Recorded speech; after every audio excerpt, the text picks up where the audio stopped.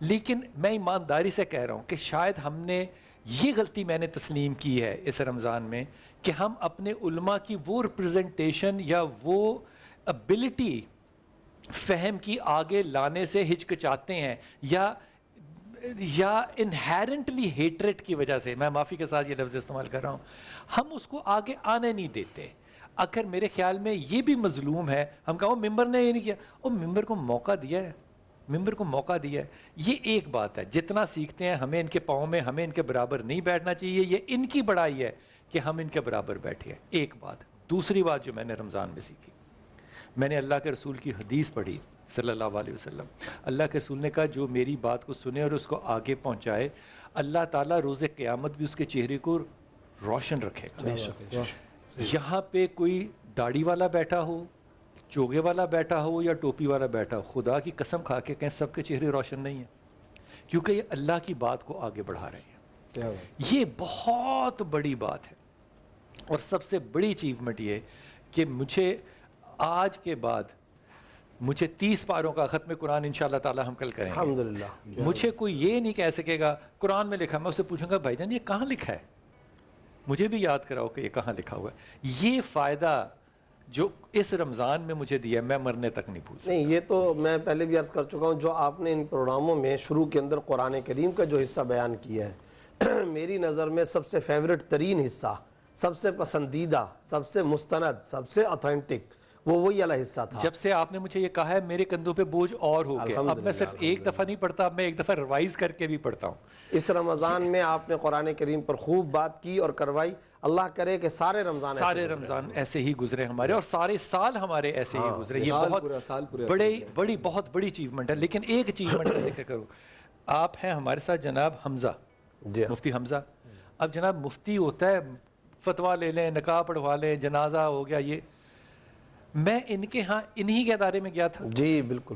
ہاں، children academy نوشیرہ میں جب جا رہے تھے تو راستے میں ہمارا خیال تھا کہ یار کہاں جا رہے ہیں، وہاں کوئی اور بھی جگہ ڈھونڈیں جہاں پہ کہ پروگرام کر سکے. ہم ان کے ادارے میں گئے. وہ ادارہ کیا ہے، اور یہ میں بات جو ہے نا یہ ان کے بہاف پہ نہیں کہہ رہا، یہ میں اپنے بہاف پہ کہہ رہا ہوں.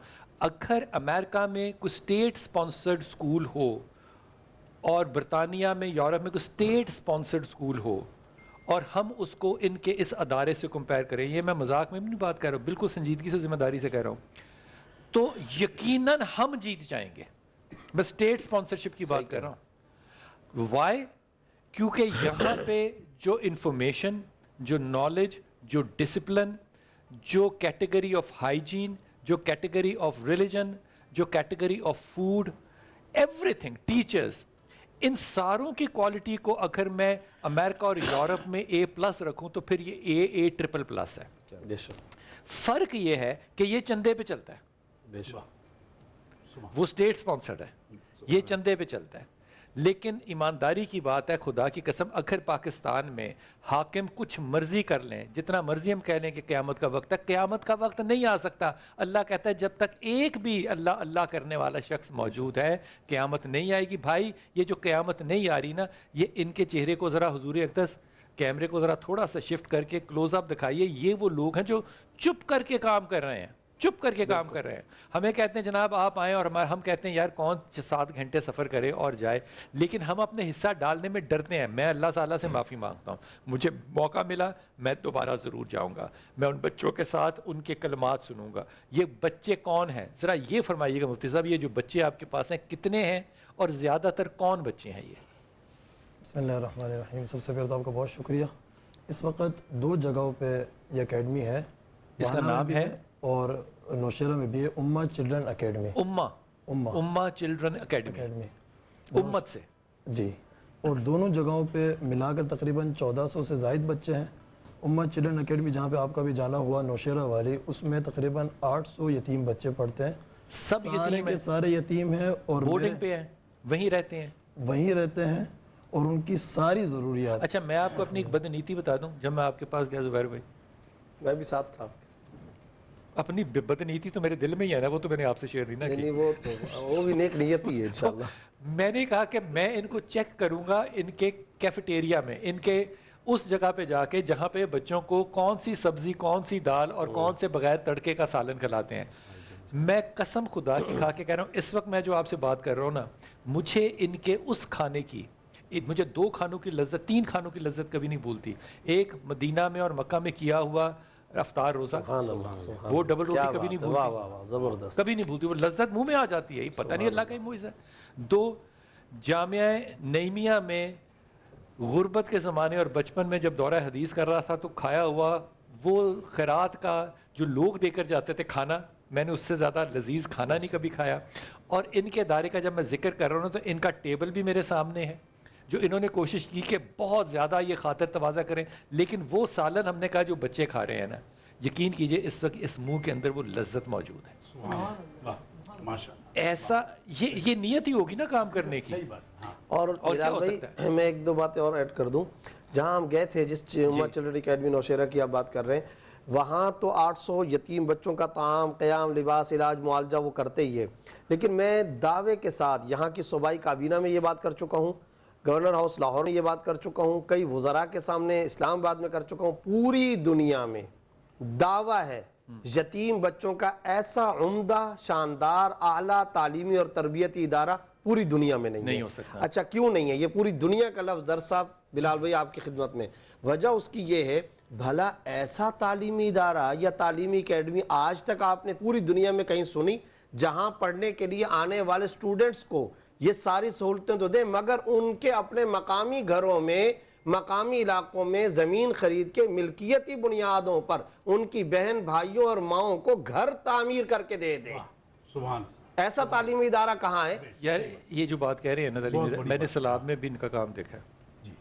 وہ آپ کے بھائی کا سلاب میں بھی کام جو تھا نا، بھائی حافظ طاہر صاحب نے 28,000 خاندانوں کو امہ کے ذریعے سے وہاں راشن پہنچایا. اس وقت بھی جنوبی پنجاب میں سینکڑوں مکانات وہ تعمیر کرا رہے ہیں، اور یہ امہ ویلفیئر ٹرسٹ کر رہا ہے. یہ جو یتیم خانہ ہوتا ہے، یتیم خانہ ہے نا، میں سمجھتا ہوں کہ اللہ تعالیٰ کے رسول نے جب کہا نا کہ کوئی یتیم نہیں ہے اس کا، جو یتیم ہے اس کا باپ میں ہوں، تو ان یتیموں کا تو باپ ہو گیا. کیا نبی پاک صلی اللہ علیہ وسلم کے لیے یتیم کا لفظ استعمال کرنا ادب نہیں ہے؟ دیکھیں آپ صلی اللہ علیہ وسلم کی جو مشکلات اور جو مصائب، جو دکھ تھے، تو اس کے لیے تو خود رسول اللہ صلی اللہ علیہ وسلم نے اپنے لیے یتیم کا لفظ استعمال فرمایا، حدیثوں کے اندر آیا ہے، اللہ قرآن خوش میں آیا ہے. رکھے، زندہ رکھے، کیونکہ ہم نے ایک فتویٰ سن لیا تھا کسی سے کہ یہ ادب نہیں ہے. تو اب جب اللہ تعالیٰ کہہ رہا ہے تو پھر بے ادبی کی کیا بات ہے؟ علماء کو بھی دعا دیں اس دفعہ کہ اللہ تعالیٰ ان کے بھی فتوے سے پہلے علم میں اضافہ آمین، آمین، آمین، بالکل صحیح وہ یتیم نہیں کہہ کا یتیمن سکتے. بلکہ میں کہتا ہوں سورہ زحا کی آیت، کون سا بچہ یتیم ہے جس نے والد کو دیکھا نہیں ہے اور ماں کی قبر کے ساتھ 5 سال کی عمر میں لپٹا ہوا ہے؟ ام ایمن صرف یتیم نہیں، در یتیم بھی. در یتیم.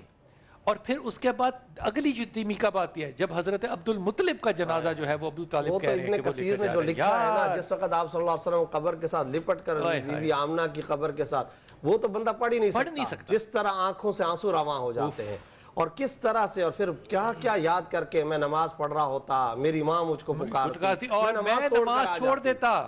کیا بات ہے، کیا بات ہے. اور آپ صلی اللہ علیہ وسلم نے یتیموں کے بارے میں جو کچھ فرمایا، اس میں خاص طور پر یتیموں کی عزت نفس کا اگر وقت ہو آدھا منٹ میں ایک بات بتا دوں.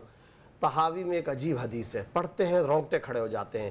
آپ صلی اللہ علیہ وسلم تشریف فرما، صحابہ بیٹھے، ایک شخص آیا، میرا بیٹا گم ہو گیا، اور پریشان حال. آپ صلی اللہ علیہ وسلم سے دعا کی درخواست کی. ابھی آپ صلی اللہ علیہ وسلم وہاں بیٹھے دعا فرما رہے ہیں، ایک اور شخص آیا، آگے کہا یا رسول اللہ یہ کیوں پریشان؟ فرمایا کہ اس کا بچہ گم ہو گیا ہے.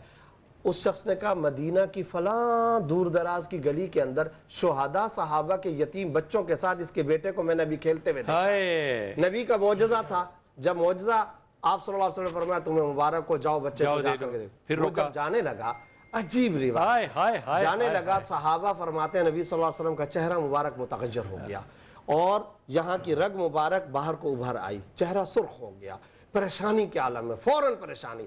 اتنے میں ایک شخص کو فرمایا جلدی جاؤ، دوڑ کر جاؤ، اور یہ جو بندہ جا رہا ہے جس کا بیٹا گم تھا اس کو بلا کر کے لاؤ. لیکن ایک بات یاد رکھنا، وہاں پہنچنے سے پہلے اس کو بلا لینا. اب جب وہ واپس آیا، آ کر کے کہا دیکھو تمہارا بچہ گم تھا، مجھے یہ لگتا ہے تم جا کر کے کھیل کے میدان میں جب اپنے بچے کو دیکھو گے، یا بنیا، اے میرے پیارے بیٹے کہہ کر پکارو گے، तुम चूम भी लोगे, हो सकता है देर हो गई है, तुम बोसा भी लोगे। लेकिन मेरे दिल में ख्याल आया, जिस वक्त तुम अपने बच्चे को मेरा प्यारा बेटा कहकर पुकार रहे होगे, जब तुम उसको चूम रहे होगे, तो जो शहादा साहबा के यतीम बच्चे हैं उनके दिलों पे क्या गुजर रही होगी। इसलिए मैंने तुमको बुलाया, इसलिए कि तुम जाकर उसको प्यार ना करना, उसका जो नाम है उसी नाम से उसको पुकार लेना। जब घर का किवाड़ और दरवाजा बंद कर दो तो अंदर जाकर उसको चूम लेना, ताकि उन शहदा सहाबा के यतीम बच्चों पर घराना गुजर जाए। खुदा ये के है वास्ते, रहमतुल लिल खुदा आलमीन। के वास्ते जब सूरह दोहा में अल्लाह ताला कह दे ना तुम्हें इसकी यतीमी नजर नहीं आती, खुदा के वास्ते अपने फतवे देने से पहले ना एक दफा कुरान जरूर पढ़ लिया करें। वक्फा लेके वापस आते हैं।